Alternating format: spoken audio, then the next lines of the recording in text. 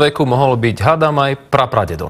No a on sa z toho stal druhýkrát otcom. A to vo svojich, a teraz počúvate naozaj dobre, 96 rokoch.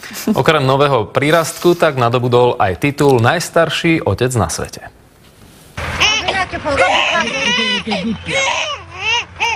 Tak sa s ním zoznámte. Čerstvý otec sa volá Ramajit Raghao a pochádza z Indie, kde žije veľmi skromne. Prakticky len z toho, čo dopestuje na poli. No a toto je už jeho najnovší prírastok. Druhý syn.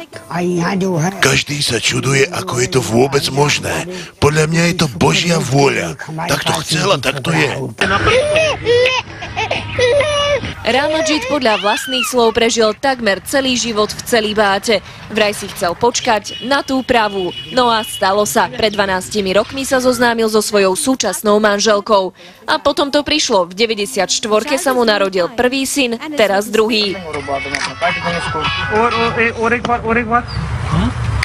Obavy z toho, či bude vládať chlapcov v tomto veku vychovávať, nemá. Vo forme bol vraj celý život a pri deťoch sa mu zdá, ako by ešte aj omladol. Simona Mikušová, televízia Markíza.